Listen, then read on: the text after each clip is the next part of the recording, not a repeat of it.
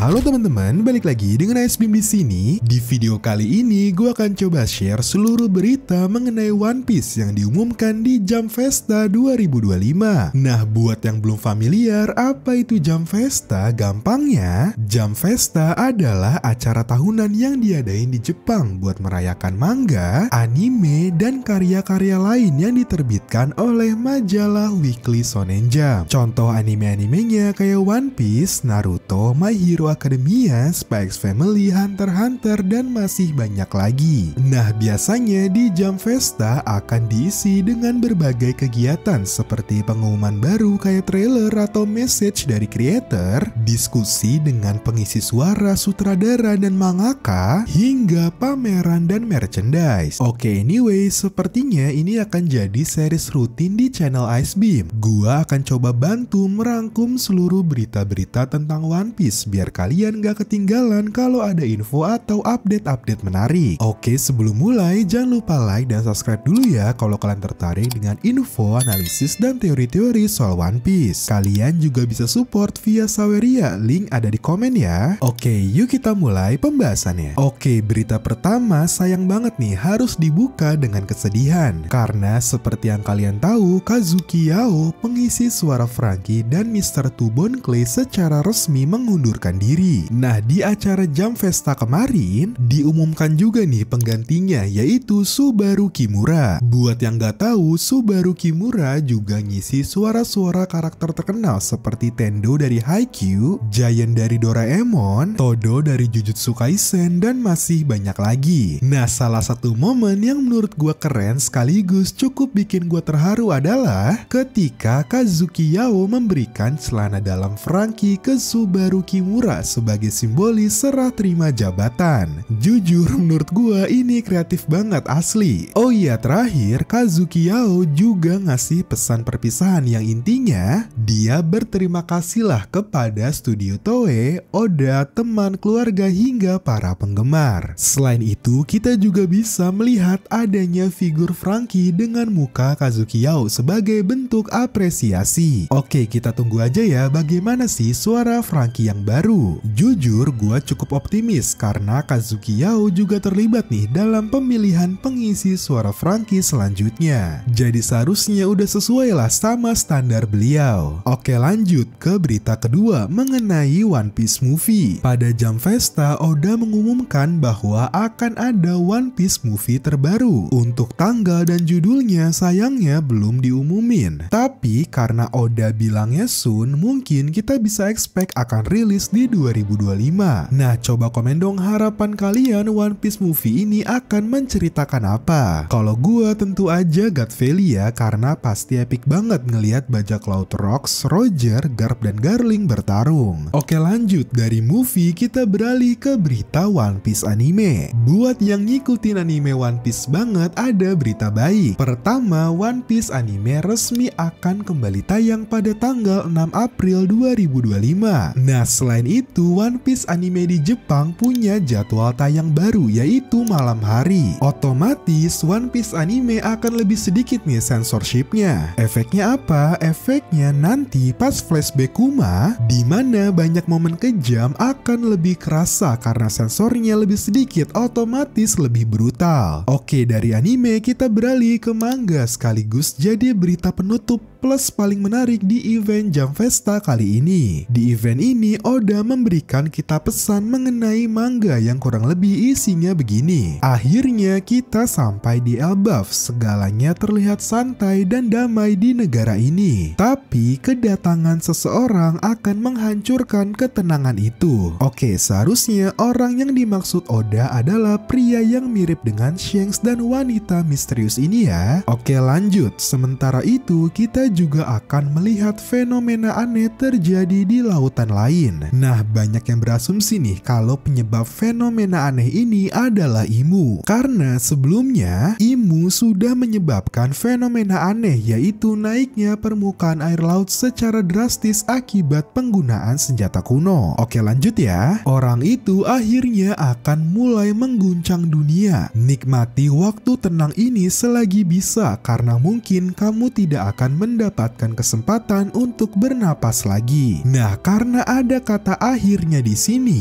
kemungkinan besar karakter yang dimaksud Oda adalah karakter yang selama ini kita tunggu aksinya. Menurut gua ada dua kemungkinan, Imu atau Dragon. Nah, mengingat Holy Knight sedang beraksi di Elbaf, menurut gua orang yang dimaksud Oda adalah Dragon. Jadi sepertinya kita akhirnya melihat aksi Dragon secara major di Elbaf. Nah, tapi coba komen dong menurut kalian siapa orang yang dimaksud Oda. Oke, anyway, One Piece manga akan rilis kembali pada tanggal 4 Januari 2025 ya. Nah, itu dia seluruh berita tentang One Piece di event Jump Festa 2025. Semoga bermanfaat dan komen aja kalau ada berita yang terlewat. Terima kasih sudah nonton video ini. Jangan lupa like, comment, share, dan subscribe supaya gue makin semangat bikin video.